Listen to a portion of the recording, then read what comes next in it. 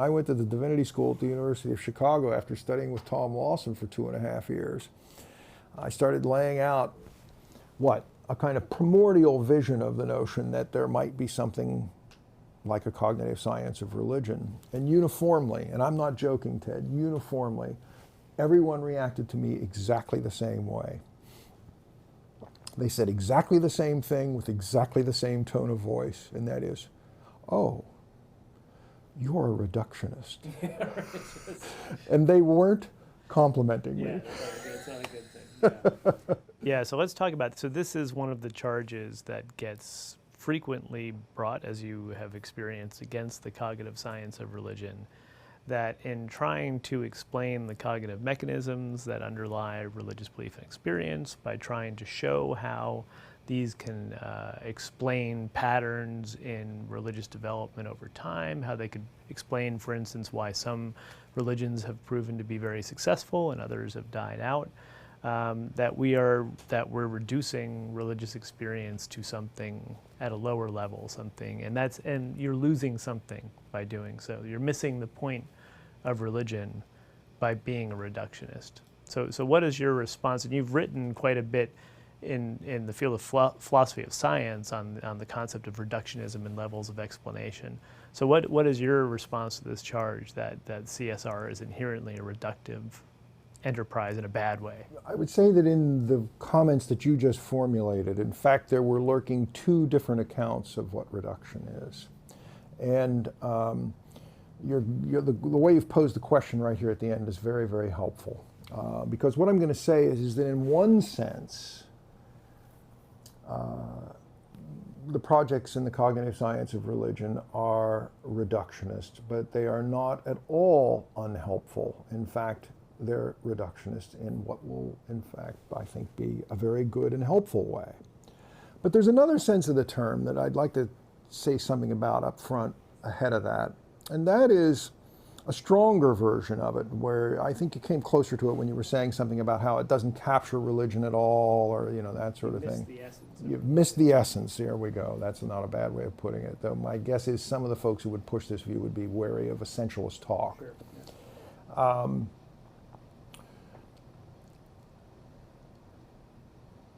There is a long history, and it's not just in religious studies. I mean, this seems to me to be of a piece with a certain tenor of discourse and argument across lots of the humanities, that in effect finally really is just a denial of the very possibility of psychological and social science, that it can't be done.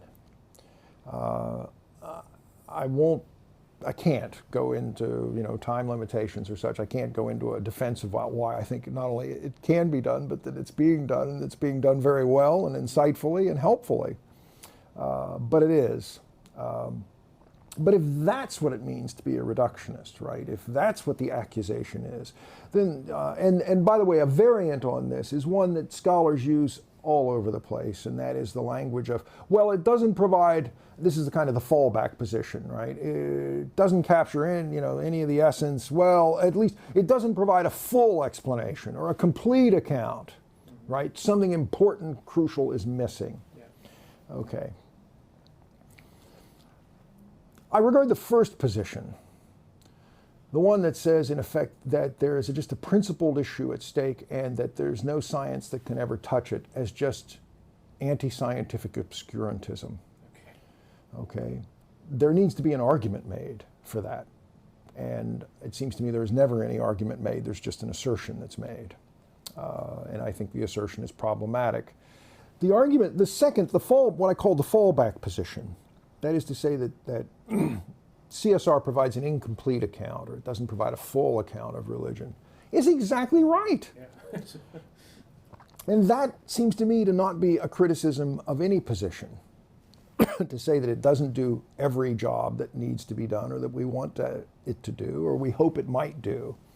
All theories are partial, all theories are selective, all perspectives are limited, all accounts are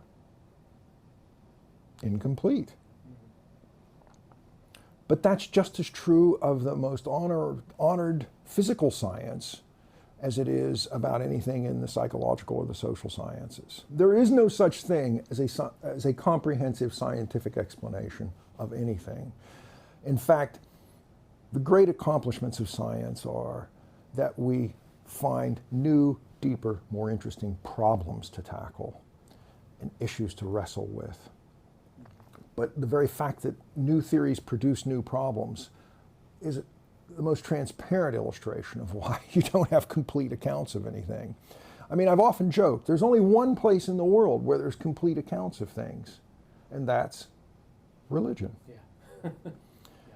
So I can't help but be a little wary when religion scholars make this putative counter-argument. Okay, that's the first sense of reduction. It has the main position, which I regard as obscurantist, the secondary fallback position, which I regard as trivial. Sorry, trivial is unfair, that's too strong. As stating an obvious truth. Okay, that is to say, of course it's incomplete. And if any cognitive scientist of religion is out there trying to claim they've got complete accounts of anything, they're just, they're wrong. They don't even understand science.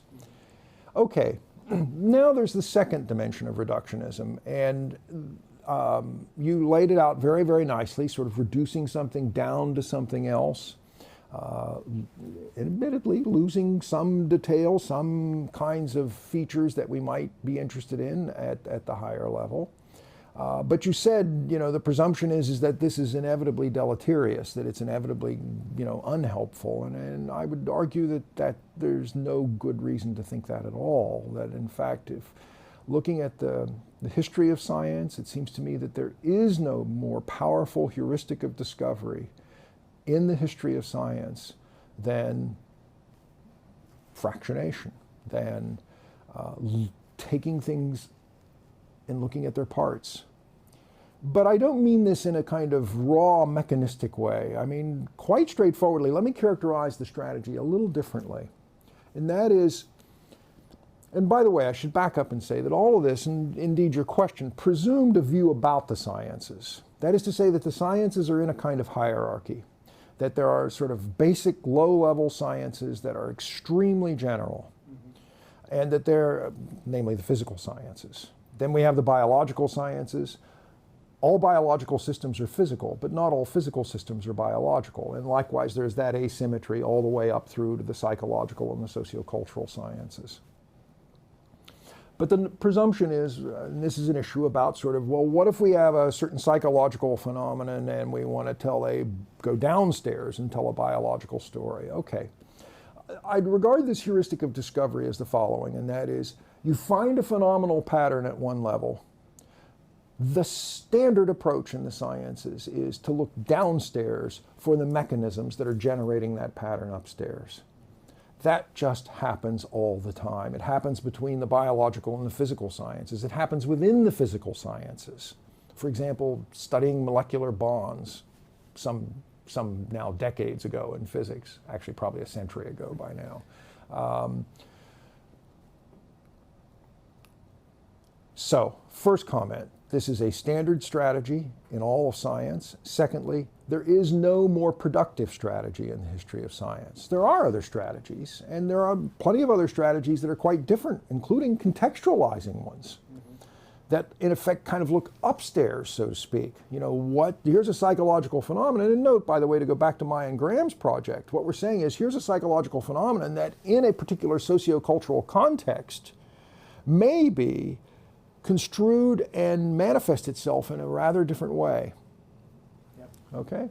So you're referencing upward level. Yeah. So this is part of a larger sociocultural phenomenon. Exactly. And then also looking down. So what are the possible neurobiological correlates of a certain psychological state? Exactly. Within the philosophy of science, there's been a kind of standard set of models out there, models of inner theoretic reduction. And when I left religious studies after my master's degree, I walked across the quadrangle at the University of Chicago and became a philosopher of science studying reduction because everybody had kept accusing me of being one.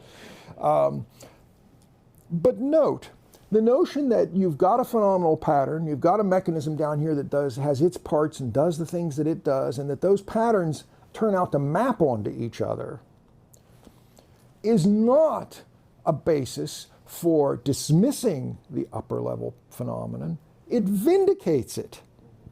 It says, you've got the right story up here. So the very notion that even on this traditional account of reduction, that this somehow would impugn the religious phenomena that CSR scholars are studying seems to me to get the things just wrong. Now there is a further, and this is a little more complicated step, but there's a further variation on this that has worried folks, and they've picked up this language and used it quite standardly with reduction talk. And that is the notion that, in fact, this will involve elimination. That what we're going to do is eliminate sort of the religious, the things that might be unique about things that we count as religious. Without, by the way, metaphysical presumption there. I mean, there could be things that are unique about the things that we count as religious without there being any gods at all. That's still perfectly possible. Okay? This is occasioned by landmark, absolutely fundamentally important research in the philosophy of science that was done a few decades back in the 20th century, most famously by Thomas Kuhn, but likewise by Paul Feyerabend and a number of their followers. In some ways, one of the most, well, perhaps the most articulate spokesperson for a number of the insights associated with that is Paul Churchland. What Kuhn pointed out is that this model about the way theories relate to one another turns out not to capture certain kinds of episodes in the history of science. That in fact what occurred was not a neat mapping. In fact, there was the two competing views were profoundly irregular relative to one another. And one of them ends up just trumping the other one. And it produces what he calls a scientific revolution. And in plenty of scientific revolutions, there were outright eliminations of the predecessor. There is no phlogiston, there is no caloric fluid, there is no luminiferous ether, there are no bodily humors. Okay, so folks got very, very worried that, well, if that's also, and frankly in the language of the philosophy of science from that era, that was also sometimes looked at in the framework of reduction. Because it was about how two theories connect with one another or don't connect with one another, okay? Well, another group of philosophers came along, the Churchlands quite prominent among them, maybe, quite prominent among them, so-called New Wave reductionists. And what they argued is that there was a continuum, rather than just these sort of two isolated cases, either a beautiful mapping that vindicates or a complete failure of vindication and elimination. That in fact there's a whole host of different sorts of levels at which, levels is the wrong word, there's a whole host of different degrees with which, as it were, two theories can kind of be squared with one another. Okay? I think that view is exactly right, but the problem is that they failed to distinguish all of those cases of scientific revolutions which were about changes in a science over time, in contrast to what I call cross-scientific relations, which is to say looking at a whole bunch of theories in sciences, different sciences, at exactly the same moment. We're not talking about change over historical change. We're saying, what does psychology say right now about OCD? What does brain science say about OCD? Go back upstairs, what does sociocultural sciences say about OCD? And we look at OCD across them at a particular time. To cut to the chase, because I know time is limited, but in short, there is no evidence of any elimination in the history of science on the basis of such grounds.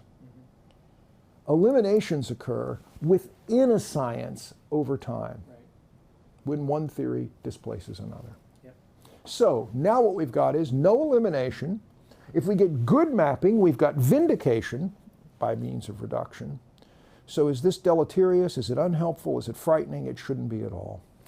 One of the ideas we've introduced in this course is the idea of methodological naturalism. So if we're going to explain religion, we're not going to make reference to necessarily the commitments of the insiders of these traditions. We're going to try to explain religious phenomenon to put it in terms of levels, in terms of lower level phenomenon, cognitive phenomenon, psychological phenomenon, or maybe linking it to, well, we can talk about socioculturally, so maybe it levels above the individual, but we're bracketing in the course of our investigation the truth claims, specific truth claims of the given religions.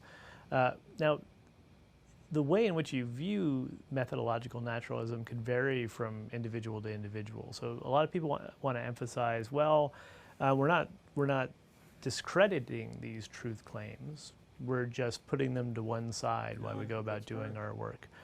Some people say, no, well, why do we adopt methodological naturalism? It's because we're going to bracket this stuff because probably it doesn't exist. It's not a useful way to explore a phenomenon. So is there any way in which you would argue for the advantages of a naturalistic approach to the phenomenon of religion in pragmatic terms? So why would adopting a naturalistic standpoint to look at ritual, for instance, help us, both socially or even personally? That's still a huge question. Yeah. I have multiple responses. Let me add, okay, let me begin. We're taping all along here, right? Yep. Okay, all right.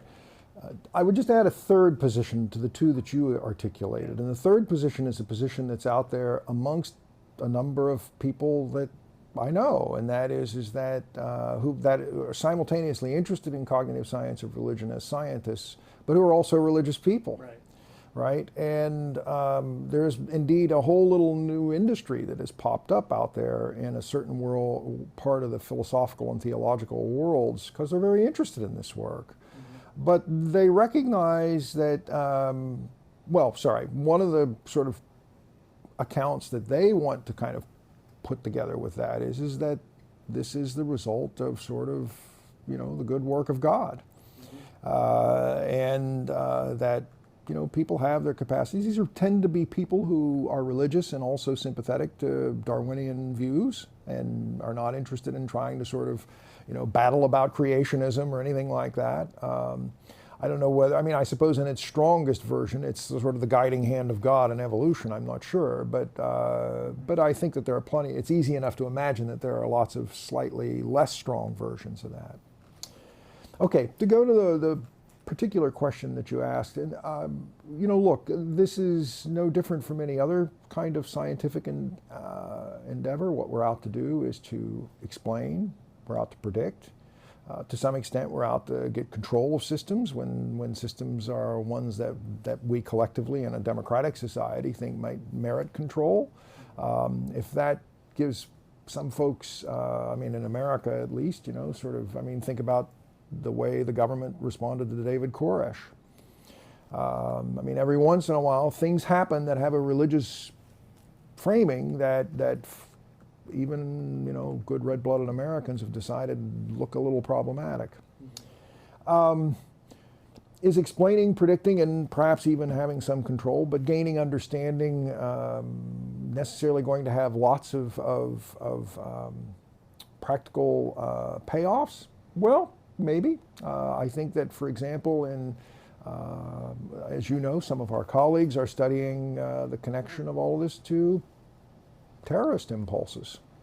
And perhaps, and indeed, I think it's fair to say, have served as consultants to help folks who are interested in trying to fight terrorism, religiously inspired terrorism, to have a better sense about where to expect it. That's the prediction part, right? Yeah. If you can explain it, then you know that there are certain variables that are likely to foster it, and therefore you can do things to mitigate those variables. And so, yeah, I think that this is, the possibility that there are practical payoffs for this, I don't think is at all in question. I should add that I once gave a talk years ago, and I had a fellow, it was actually in Africa, South Africa, a fellow in the audience who sort of boisterously began laughing, and he said, what you guys are interested in is sort of how to invent a religion, isn't it?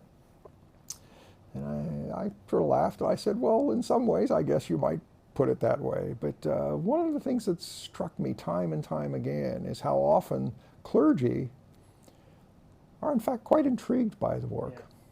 Because in fact it seems to help them make an awful lot of sense of some of the problems they face, like dealing with and what I've argued in another context is the inevitability of theological incorrectness. I've been quite struck by this. Yeah, that's interesting. Yeah, good. Awesome. Does that help? Yep, very much so. Yeah? Very much so. All right.